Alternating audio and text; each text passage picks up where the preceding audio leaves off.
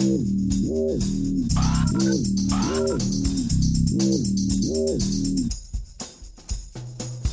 two, three. One, two, three.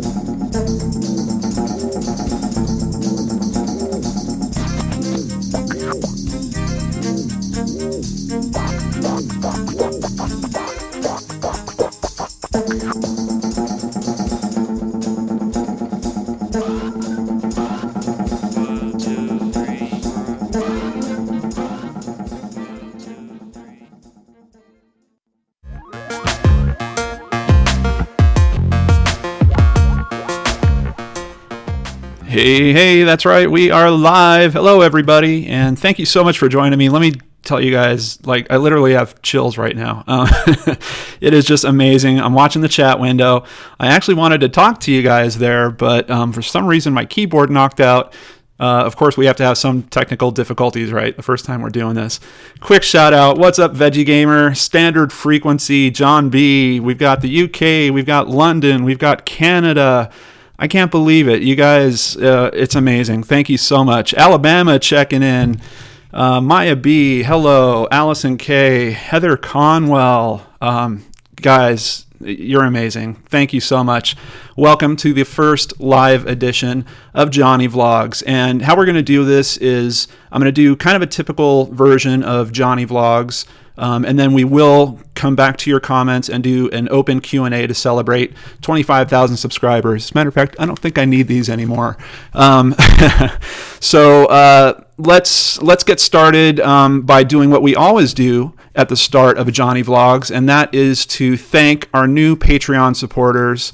We've got a lot this time around. Graham Bradley, thank you so much. Revive Me Fool. I love some of these names that you guys use. This one's really interesting. I hope I get this right. Katarzyna Forrest. Thank you so much. That's a really pretty name. Jonathan Torres also kicking in.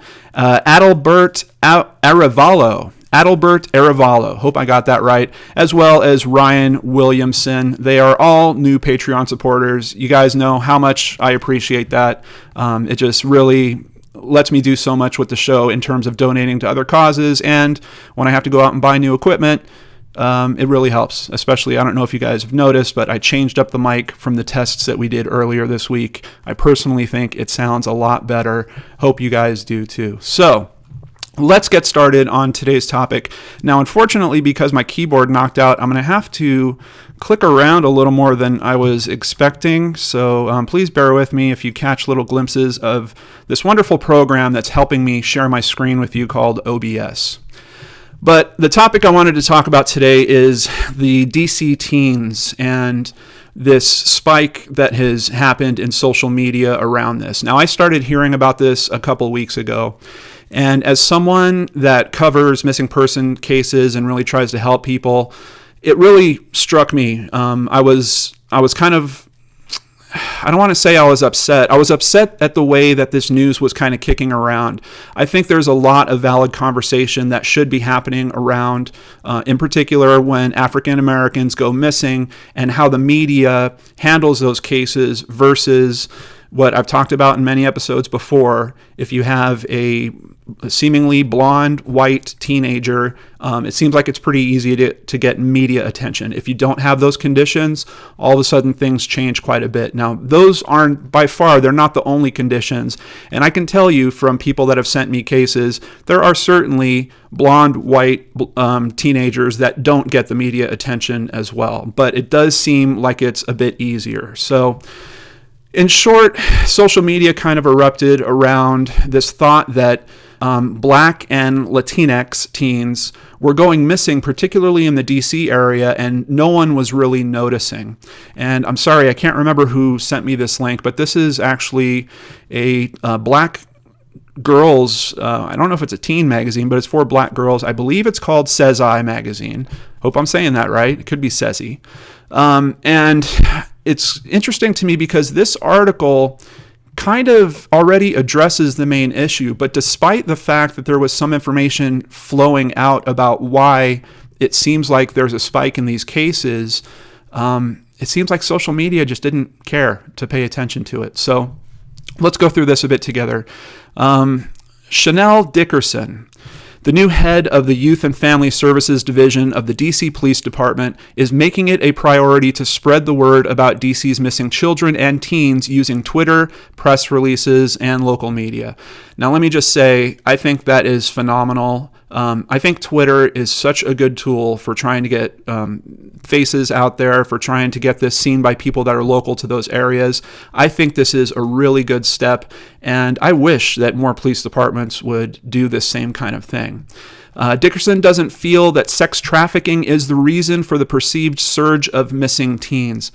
Now, that's a kind of unfortunate side effect about this whole story and how it's kicked up. There's some people that are then running with this story to the theory that this has to do with sex trafficking. This is in the DC area. This is tied to some type of elite pedophilia type stuff. Right here, we have an authority that is literally living in these cases that's telling us, hey, look, we don't see that there is any connections here in specific with them being related to sex trafficking.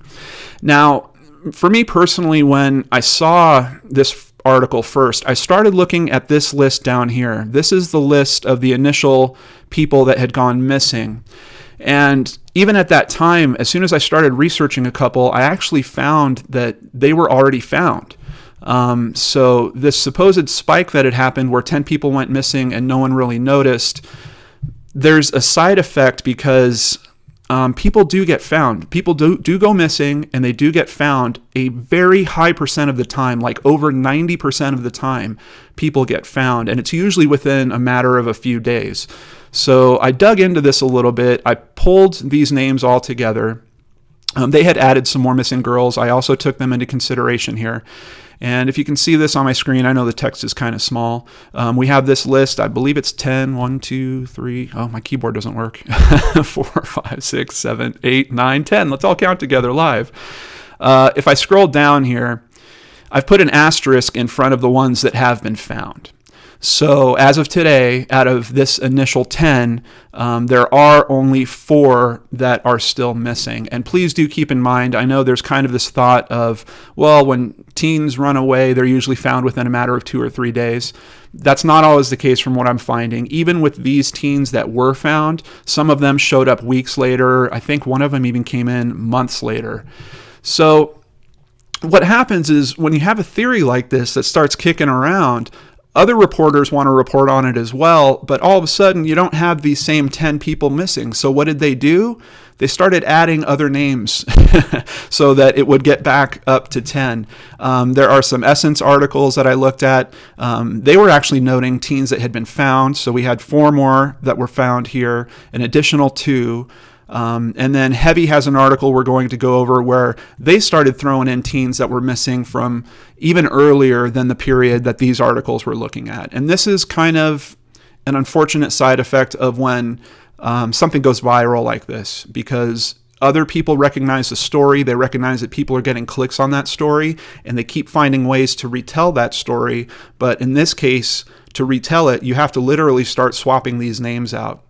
If there's anything I can tell you from me looking into these cases today individually, which is another thing that I feel pretty passionate about, I do appreciate that they brought attention to these cases by talking about them as a block.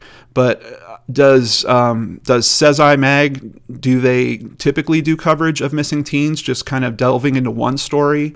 I don't know. I think coverage like that might help those cases a bit more than this kind of blast coverage of, hey, here's a bunch of people that are missing. And then once you start looking into them, you find out that they're really not all quite missing. Now, to be fair, this is an article that was written in the middle of the month, but you'll see that this trend kind of continues. I had to look up Latinx. I just wasn't familiar, hey. So I looked it up, and it's a gender inclusive way of referring to people of Latin American descent. I kind of like that. I think it's cool. So I just wanted to tell you guys about that in case you run into that term again. It's the first time I bumped into it. Instead of identifying someone as Latino or Latina, Latinx is a way to still say they're Latin, but you don't have to necessarily disclose their gender identity, which I think is pretty cool. Now, the article at Says I Magazine referred to an article at The Root. I came over and I looked at The Root's article. Once again, it's pretty much going through the same list of missing people who are now not as many of them are missing. But they make a really important point here. Do you see those faces? Have you seen those faces on the news? I don't want to hammer it in much more with you guys, but you know how I feel about that. I certainly do think that there is a specific type that gets featured in these types of stories more often. It is unfortunate, and I do appreciate that, if nothing else, this social media frenzy around these DC missing girls is helping people talk about this. I think it's really, really important that it's talked about more. And here, the first commenter on it really raises a very important point if you're looking at this in terms of it being a true epidemic. This is heartbreaking. Is 10 a large number for a week? And that's really one of the first questions I had as well when I started looking into this. I've done this in cases before. You have to kind of consider the data. We know people do go missing. So how often and how many becomes very important. And this commenter, Malseer, is asking the right questions at the right time, I believe. Jumping over to Essence.com, which has done some very good coverage on this as well. They're noting that as far back as March 9th, 2017, the department's Twitter feed noted there isn't a spike in missing people in DC. We're just using social media more to help locate them. Sorry to alarm you. What kind of bothers me is they said this way back, and there are so many articles that are written after the fact that are, some of them refer to this, some of them don't. It's that feeling of are people writing these things up because they're looking for clickbait or they're looking for retweets or whatever. I'm not sure. There are important points to discuss, but spinning around a scare like this, I don't know that that's the best way to get to those speaking points. Here we actually have some data, although there's even a little hook in this data. According to the latest FBI data, as of February 2017, there are a total of 13,591 active missing person records for African American women stored in the NCIC. That's the criminal database that's used by all law enforcement. Of that, you have to boil it down. There is 8,042 that are 18 or under. And then they also have about a little over 1,400 more that are from the ages of 19 to 21. Now, I know you look at that number and you're probably like, wow, that is a huge number of active missing people for any group. But you have to consider that this is not telling you the time frame. I believe that is all open records throughout all time being entered into the NCIC. I tried to look more into this information. I couldn't quite find it, but they're not saying that that is a number that is national just for the year 2016. I believe that is all the active missing persons for the history of that database. And quite honestly, I don't know how far back that database goes. So it always gets me when I see data being used in this way because, once again, it's just, I don't know if people are really trying to discover the truth in these cases or if they're sometimes trying to spin up fears. And I don't think getting people scared is a strong place to seek help or to really get people to think rationally and address the real issues at hand.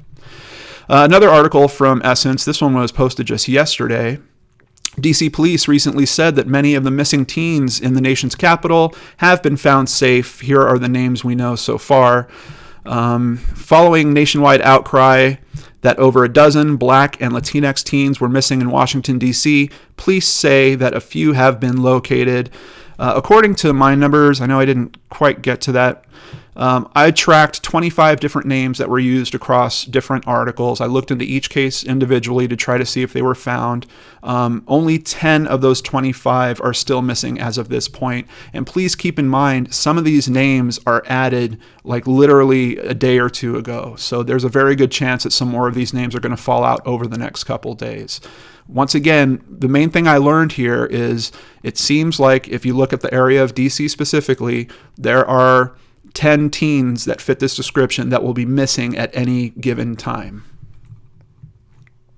Last week, members of the Congressional Black Caucus called on the FBI and Attorney General Jeff Sessions to intervene and help locate the missing teens. So you can see this scare is reaching very high levels. There are whole community meetings that are going on around this. It's really got people spun up, and I don't know, it gets to me a little bit because I want them to talk about the right thing, and them raising issues like, hey, we've got this epidemic happening in DC isn't necessarily the right place to start that conversation. I think the real conversation is, hey, what's going on with media coverage? And you might even spread that towards police work. What's going on with how these cases are handled, particularly for these types of teens? Are they being treated fairly? Are they being handled in the same way?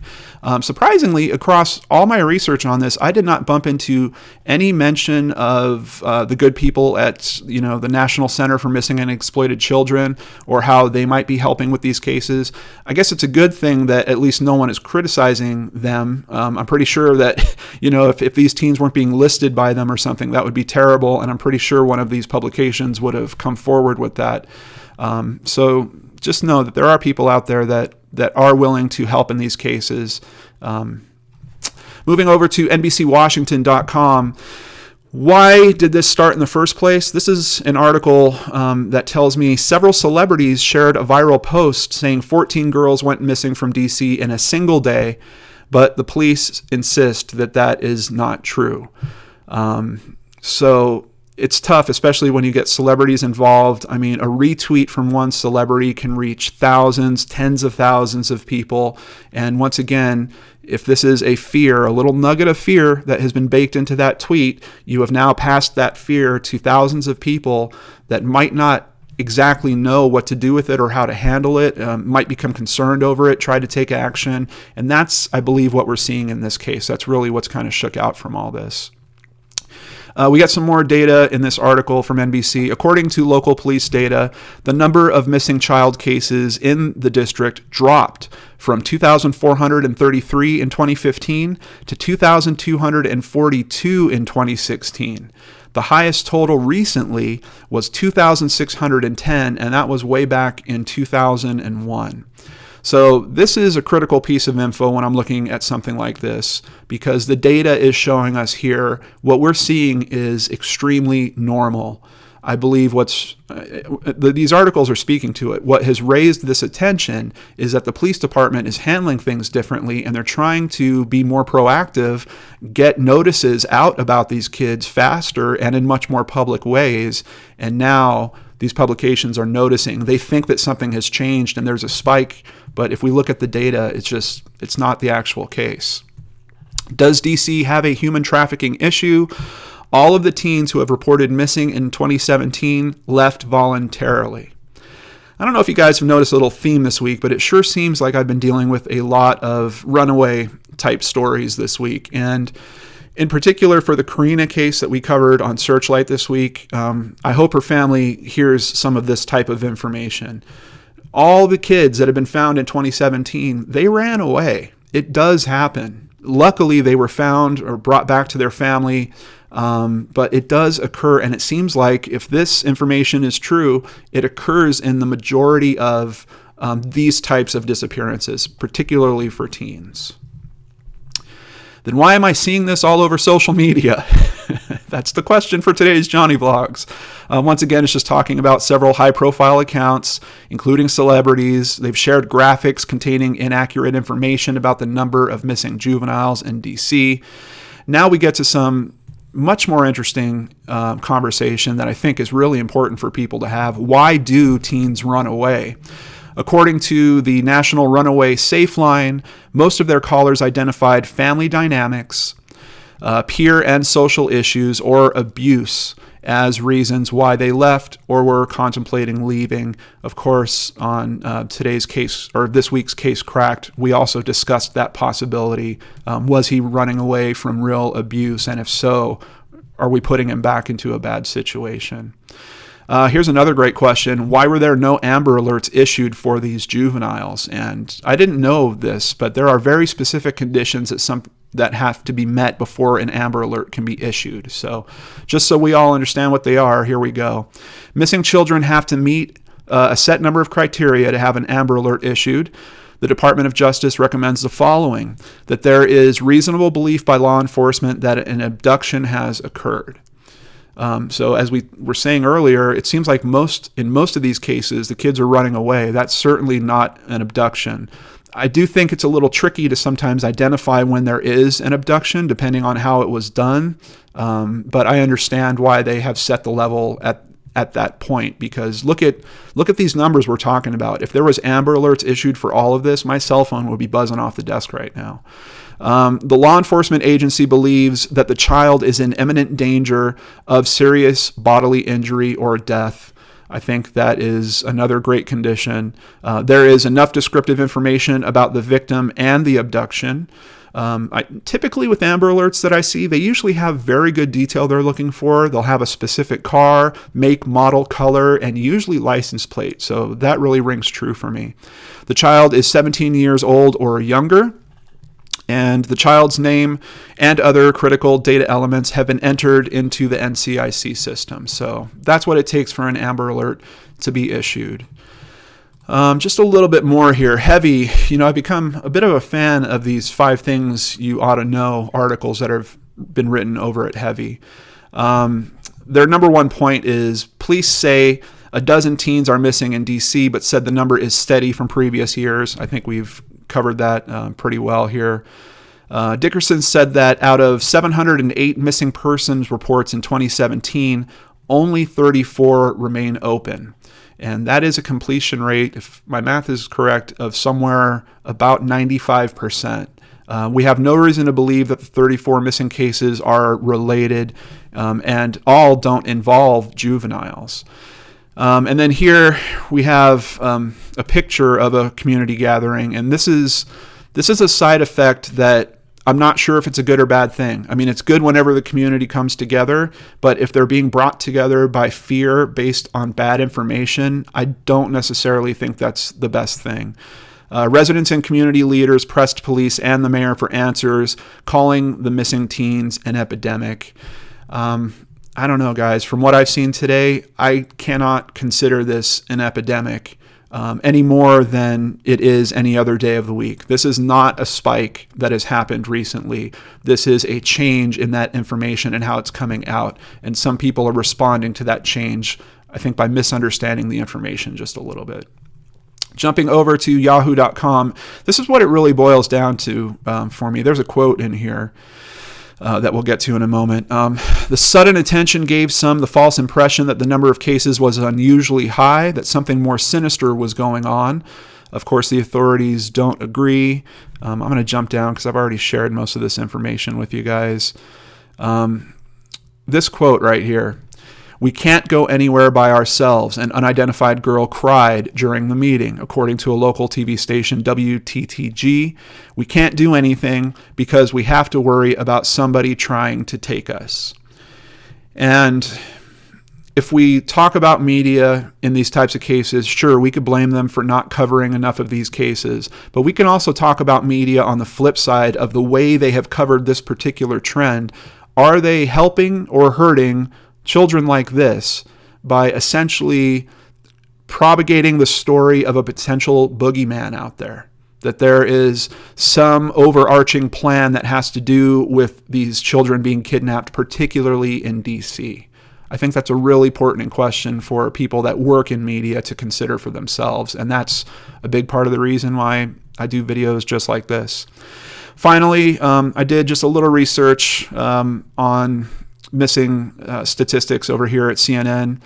some fast facts on missing children.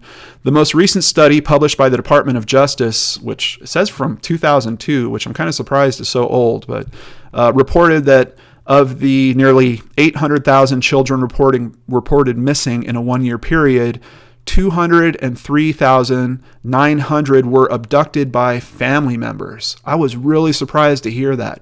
So for 1 in 4 of those cases, kids were actually abducted by their own family members. And 58,200 were abducted by non-relatives. That's kind of the scary number to me. On top of that, for true boogeyman, stranger type abductions, we're looking at a minuscule number. 115 were being classified as being taken by a stranger. And I know 115 is certainly 115 cases too many, but when you consider a sample set of 800,000 cases, that is a tiny, tiny number. And to have children be scared of being abducted, not wanting to go outside because of these stories that they're hearing, the truth in this data is those stories are extremely, extremely, extremely rare. So I don't know. That's where I ended with the research on it. I am going to keep my list of these names here. I'm going to keep updated on these particular cases.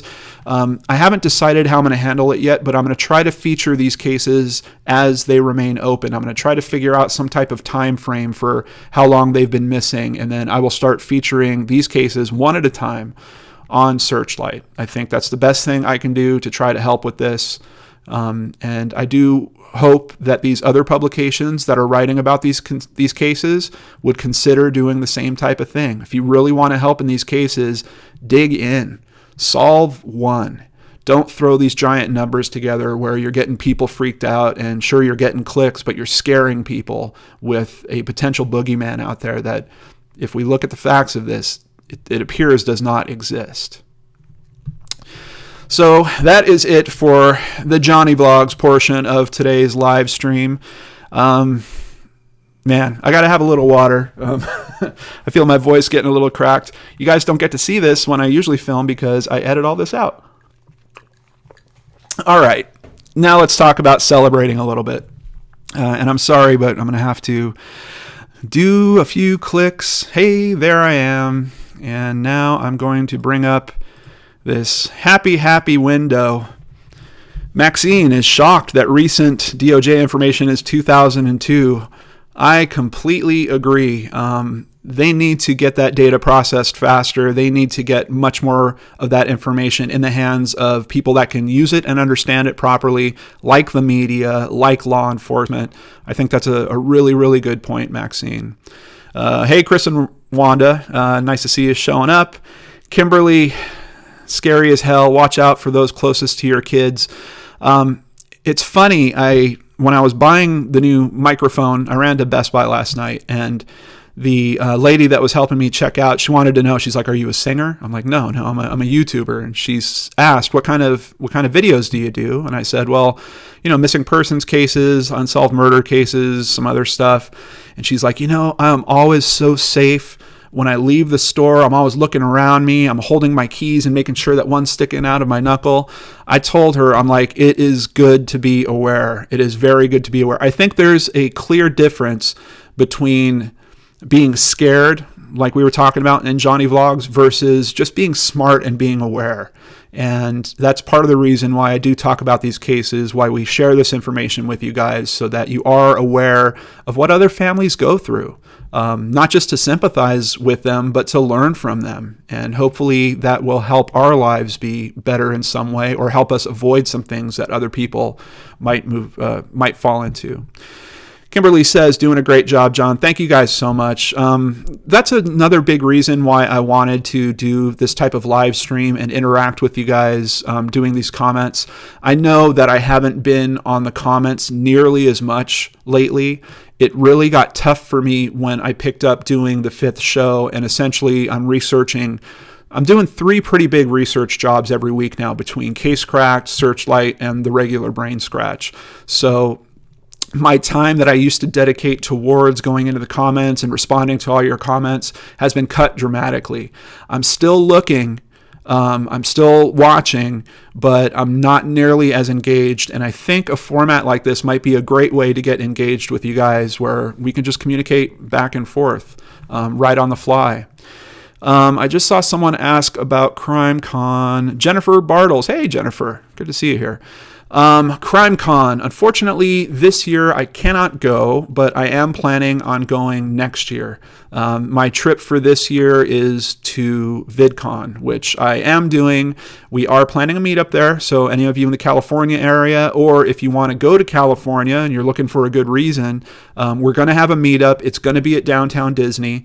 I'm not exactly sure on the location yet. Honestly, this was part of a good way for me to feel it out, just seeing how many of you were even going to show up here on the live stream. So I need to find a location where, if there's 12 or 24 of you, where we're not going to seem like we're taking over a Starbucks or something like that. So just know it will be during VidCon on that Friday. Unfortunately, I can't remember the date off the top of my head.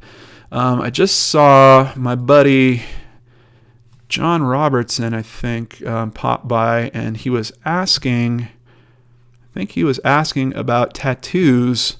Wow, this stream's going so quick. I'm having trouble keeping up a little bit. Yes, John. Oh, there you go. John, do you have any tattoos? I do. I have a few. I guess I can tell you the story of my first one, which I'm most proud of. I was hanging out at Chico State in California, a bit of a college town area. It was St. Patrick's Day. It was my first St. Patrick's Day after becoming newly single, and I decided I was going to mark the occasion by spending $20 on a shamrock tattoo that is about that big. It's on my arm right over here. Then I got this one, which is a little bit better. I also updated the shamrock and got some kind of black flames kicking out from around it. But that's it. I think I got enough tattoos. There was something about when I was single that I wanted to kind of mark and note that time, and that's where most of my tattoos came in. And now that I'm married again, it just, doesn't seem quite as important to me for some reason. All right, Roxanne, Hope Ford going to be at VidCon. Yes, you will. I will absolutely be there. I don't know, is it George or is it Jorge? But he wants to hashtag Occupy Starbucks. I love it. That's a great post, man. Thanks so much. Did he just blush? Yes, I am capable of all the regular human emotions. That's another reason why I want to do this kind of stuff a little more. When I'm doing the shows, it's a little tough. Sometimes it could be really tough emotionally. The Searchlight I did this week was hard. And it was really hard because there's times where you want to help the people that are involved in the case, in particular Karina's family. I really wanted to help them see hope. Typically, when I look at these cases, there is a shining example of someone that is being a quarterback, what I consider the quarterback for that case. And they are a beacon of hope. And when it came to Karina's case, I just did not see that. And it really, it kind of weighed me down in a way, but then it also gave me the angle of what the video was going to be about. It's probably one of my more personal videos. I don't typically try to give advice in that way. It's such an intimate thing, but I think I kind of hit the right tone with it. It seems like from your guys' comments, you think that I hit the right tone with it as well. And it's tough whenever, you're talking about addiction, something that has touched my life in a few different ways, something that has touched most of our lives in some way. And when you're talking about it, being a stranger that is removed and talking through this camera, you really have to make sure that your intent is there and that they understand that, hey, this is someone that is like literally trying to help us. And if we don't agree with them, that's fine, but we need more people like this around. So I hope that's the tone that the video hit. And of course, I was also happy to contribute. Once again, thank you to the Patreon supporters. I was happy to contribute to the GoFundMe. It really looks like they could have used some more support. Veggie Gamer says, I seem ultra confident doing this first stream. Man, I'm telling you, the first few minutes, and especially when my keyboard went out, I was like, Of course. The first few minutes, it was just chills, like crazy chills. But once I got into doing my usual show, it kind of became automatic. And quite honestly, this feels like cake right now. I love this. This is great interacting with you guys like this. I am seriously considering doing some type, I don't know if it'll be weekly, I'm not sure how often yet, but making this a regular type thing. Maybe I will look at previous episodes from that week, pull some comments, and then review those comments that have theories about those episodes, and then go into an open discussion with you guys live like this. That's kind of what I'm thinking for a potential new show. That would be the 6th show. So once again, someone's asking background with a bunch of question marks. Yeah, and I've heard that people are commenting they think it has to do with my channel art. I like that some people think it's related to my channel art, but it's not. It is, interestingly, it is a prop from a Cirque du Soleil show that I worked on. If you look into my history at all, you'll see that when I was doing entertainment technology, I worked at the Dolby Theater where the Oscars are, which honestly, coolest job of my life, hands down. And I was there for a Cirque du Soleil show called Iris, or Iris, if you pronounce it the fancy way. And this is a prop that was made for the show but was not used, and it wound up in one of the offices of one of the executives. Now, unfortunately, the show closed, or quite honestly, maybe it was good fortune, because that all directly led me pretty much to doing this. So, but the executive offered to give me that. I also have some other mementos of very cool artwork from the show that I've kept. But I love it. So yeah, I think it's going to stick around. We'll see what you guys think.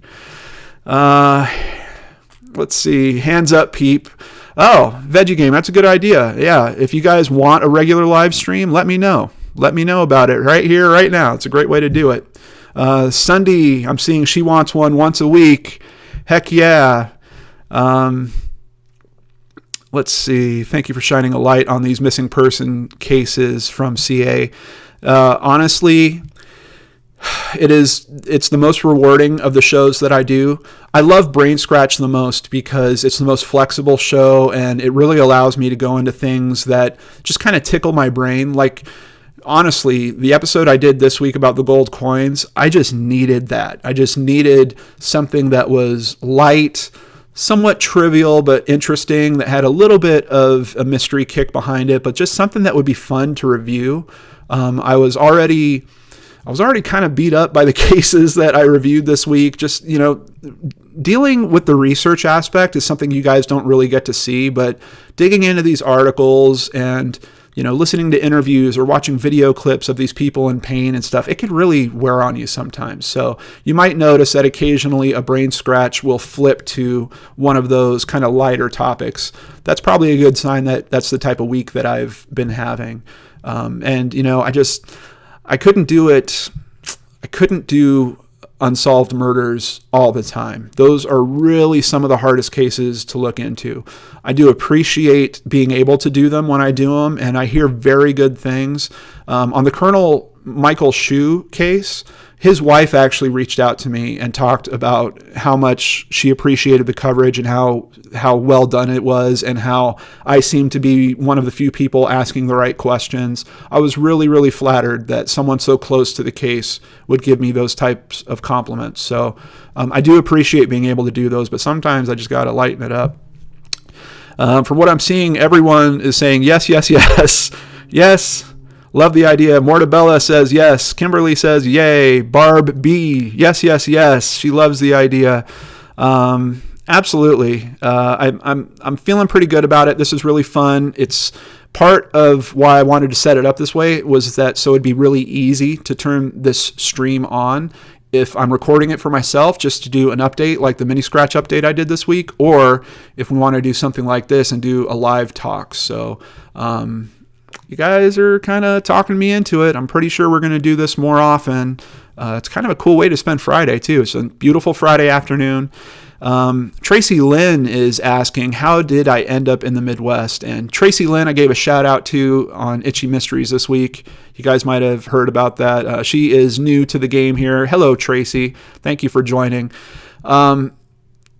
I guess the short version of it is we have very close friends that moved out here about 10 years ago, and we kept coming out to spend time with them. And over the course of those vacations, whenever we would go home, we kind of kept asking this question, would it be so bad to leave California? Would it be so bad to go move out there? And then over the course of that time, it got harder and harder to answer that question. And there was this thing inside me that kind of clicked when the channel started working. And that was that I could do that anywhere. I can do Brain Scratch from anywhere. I just need an internet connection. I needed a camera and I need my editing tools, and I'm off and running. So for me, being born and raised in Southern California, around the entertainment industry, working at 20th Century Fox, working at TV Guide, working at the Dolby Theater, I felt like I had done a lot in terms of being around the entertainment industry, but I was never really doing what I really wanted to do, which was be in front of camera, hosting something. I had kind of odd little things I did, like directing gigs and, theater and stuff like that. But there was this thing that snapped in me at one point and just said, you know what, you can do this using YouTube. You can be completely fulfilled with what you're doing. And even more than that, helping other people, which that's, right around the time Searchlight had just been running for a little bit, and I was starting to really recognize how that could help some people. It just seemed like the right thing to do. It was not cheap. I will tell you guys, anyone that goes to move 2,000 miles away, it is an expensive thing to take on. There's a lot of logistics and planning. Of course, I drove out here, which you can check out on the channel. I did some vlogging during that drive out here where I stopped at the Stanley Hotel, which was a really cool stop. I flew back, I think, 3 separate times. The coolest thing was driving out here with our cats, which we did all in one shot. I don't know if any of you are a fan of Jackson Galaxy, but I was lucky enough to bump into him at an airport. Like literally, we were sitting next to each other. I looked over and I'm like, Jackson Galaxy? He's like, yes. We have a couple of cats that are older, and I wanted to ask him, would it be better to fly them out here or drive them? And he was adamant to drive them. So, and I really appreciate him taking the time. I mean, we talked for an hour. It was really, really cool. Super, super nice guy. Heather Conwell wants to know, do I miss California? We have family that's still out there. So I do get out there a couple times a year, I would guess. I haven't particularly missed it. There's something very interesting about living in a place where you actually have seasons. The seasons in California, the seasonal changes are super light. It's like, you'll notice that the air is a little crisper. The temperature is almost always pretty much the same. Kind of dips down in winter a little bit, but not too much. You get maybe a handful of rainy days depending on where you live. That just turns the freeways into just a tragic mess. There's things I certainly don't miss about California, and I'll have to say traffic is one of them. Everything seems like it's an hour away. Like if you want to go to a concert or if you want to go to a decent restaurant or something, everything was just always an hour away. When I was working at Fox, I had a commute. At one point, I had a commute of about an hour and 15 minutes in each direction. And when you just realize how much time you're spending in the car, I mean, that's, it's 13 hours, 14 hours every week that you're just sitting in the car. There was certainly a lot of considerations where the decision to leave California was a bit easy. There's people out there I certainly miss. I'm not missing the entertainment industry angle as much as I thought, because quite honestly, like, for going to shows and stuff like that, a lot of the bands come out here as well. So yeah, it's been pretty interesting. I'm not missing it quite as much as I thought I would. Let's see. Yeah. Heather is moving close to Anaheim, not looking forward to the traffic coming from the Fresno area. Yeah, I would agree with you. You're going to have to get used to it. But Anaheim is kind of a cool place because, well, first of all, you're going to be close by for the meetup at VidCon. Anaheim is one of the few places we would drive to somewhat regularly for a while. We even had Disney annual passes, and we would just go, have lunch and then hop on a ride or two and head home. But the weather, there's no doubt. California, for weather, I don't think you can beat it. It's beautiful. The sun's always out there. Let's see here. Jason Govea, hope I'm saying that right. Stanley Hotel, was that the hotel where Stephen King wrote The Shining? Absolutely. And they do some very cool tours there. If you want to see more of that, they actually have a ghost tour that they do there as well. I took the ghost tour and then vlogged about it, so be sure to check my channel and you can learn much, much more about that. Veggie Gamer asking, as a Star Wars fan, what's your opinion of the Han Solo standalone movie and your thoughts on how it will explain how Han got his name? I really haven't thought about that at all, about if it would explain how he got his name. I always assumed that his name was just kind of his birth name. Like, his mom said, your name is Han Solo. I don't know.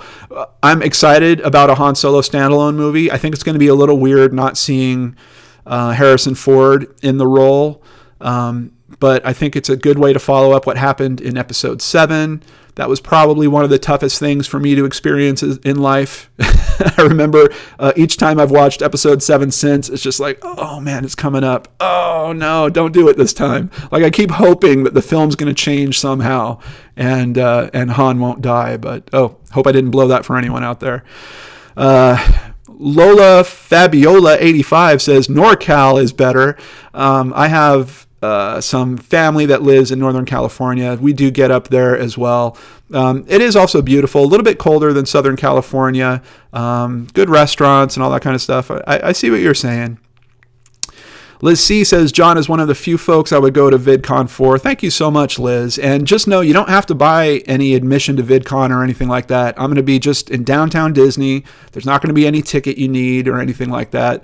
As a matter of fact, if you try to find me at VidCon, it might be tough because I'm going to be in what's known as the creators track, where they have a bunch of meetings, and I will likely be in meetings for most of the time I'm at VidCon. I do try to get down to the floor and just circle the floor, but I do like the meetings. I learn a lot. Quite honestly, I went to VidCon 2 years ago, and that was a big twist in the channel because it really made me confident about how to cover things, without being worried of copyright infringement or things of that nature. So I'm really looking forward to learning much more there. Han Solo was a loner, says John B. He always had Chewbacca around, man. You don't need anything else when you got Chewbacca. He gives great hugs. Let's see. I cried for a week. Christy Groves. Cried for a week when Han Solo died. Poor Chewie, I couldn't handle it. I know what you're saying. I totally know it. Let's see. Hello, Hannah Alori. Jorge Sosa cracking me up today, man. R.I.P. Han Solo. 4 sad faces. Leaving now to continue to watch the television. Minnesota Vikings fan for life. When I first got out here, that was kind of the big question. Are you going to be a Vikings fan? We're kind of close enough to Wisconsin where you could also be a Packers fan. At the start of the season, it was pretty hard to not be a Vikings fan with how they went on that tear, but then it didn't continue. My friends kind of identify me as a Packers fan. To be honest, I'm not the biggest football fan in the world, but I did wind up getting a Packers sweater as a gift. So I guess I'm officially a Packers fan now. Come down to Australia. You have many fans here, says Seamus Williams. Thank you so much, Seamus. I know I have a lot of fans in Australia. It's really, really interesting. In YouTube, you can kind of look at these stats about where people are watching from, and Australia is always ranking up there. Germany, UK, of course, and Canada and US. But I hear from people all over the place. It's crazy. Let's see here. Laugh it up, Fuzzboy. Go Packers. Yeah, Platinum Chopper. It does feel like I'm doing pretty awesome. The growth on the channel has been cool. I didn't expect 25 to hit this quick. I know there's a little twist right now with YouTube losing a bunch of advertisers. I think it's got a lot of content creators out there nervous. But, from what I'm seeing, I'm not really taking that much of a hit. They're changing their policy about demonetizing content. I did have one video that got demonetized this week, and I tried to put it in to have them re-review it, and it's taken them a long time. So something has changed, because typically I would have that re-review happen within one day, and I think it's been like 3 days now, and they still haven't done it yet. But as long as you guys are here, as long as I'm able to keep this going, I'm going to be here doing this. I think it's too important, particularly for some of the cases that I cover. Stoked to hear I'm a Packers fan. Let's see here. Hello from Latvia, Giselle Rables. Hope I'm saying that right. That is a very cute picture of a cat there. For those of you that don't know, yes, I'm a huge fan of cats. We have 3. Let's see. You have a very soothing voice, Johnny. Thank you so much, John B. And I'm glad the microphone seemed to work out great. I haven't really seen anything from you guys saying that it's bad or anything. I kind of heard some knocks with that other sound system I was trying to use, and I spent so much time just trying to get it to work, and it just wasn't working. So I bit the bullet and went and bought a Blue Yeti, which I've been really, really happy with. Liz C. What Hannah Alori said, I'd love to know what John reads. Well, it's interesting because I do get things that are sent to me occasionally, like some of you that are true fans are going to probably laugh when you see this. You guys recognize this? It's Me, the Edward Wayne Edwards serial killer you never heard of by John A. Cameron, former police officer that I may have somewhat criticized in one of my videos for trying to, once again, create a boogeyman by linking together a bunch of cases that are probably not related and saying that Edward Wayne Edwards was responsible for all of them. I do get a certain number of true crime books that are sent my way. I don't always read them because with as much research as I do into cases, it's kind of the last thing I want to do at the end of the day. I don't really want to go into something like that. There are certain ones I do read specifically for cases, of course, like the Brittany Murphy book, which was a really good read. I read a book called Lost Girls about the Long Island serial killer, also a very good read. So it does happen occasionally where I will read true crime specifically for a case that I'm researching. But to be perfectly honest with you guys, I know I changed the channel name, but I'm still a geek. I'm still Geek and Dorks. I love reading Star Trek fiction. I just read Star Wars. There was this book that they did, Shadows of the Empire, which I originally played the game and I loved the game, but I didn't know that they actually wrote a book for that as well. I wound up reading that and it was actually a pretty decent read. So I kind of like reading pop sci-fi junk, and yes, even the occasional comic or graphic novel. Of course, I'm still a big Superman fan. Lately, I've been getting into Old Man Wolverine. I really, really loved the movie, and once I got into the comics, I just really fell in love with them. Those comics are very, very good. So let's see here.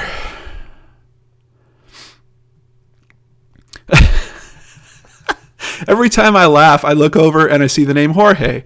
Hashtag Edward Wayne Edwards sank the Lusitania. Yeah, no joke, man. Seriously. I can't believe it. Annabella Lee wants to read Lost Girls. I highly recommend it. It is very cool that the author does a great job of getting into the personal stories of who these people were before their tragedies and some of their family dynamics. And it's obviously not roses and daisies all over the place. These are some people that had hard lives, addiction problems. Of course, you're talking about people that are getting into prostitution, but the humanity that the author brings to those stories is probably the highlight of the book. I really, really recommend you check out Lost Girls. Shadows of the Empire is good, says Veggie Gamer. Yeah, I honestly enjoyed it. It's a little bit of a heartbreaker. I was a bit of a big critic about them cutting off the the book fiction as being canon from the Star Wars universe, but the way that they're doing it now by labeling those as Star Wars legends, I think is kind of cool. And they have this whole explanation about what a legend is. I've also recently been playing an old Xbox 360 game. I can't remember the name of it right now, where you're a bad Jedi. There was two of them. The Force Unleashed.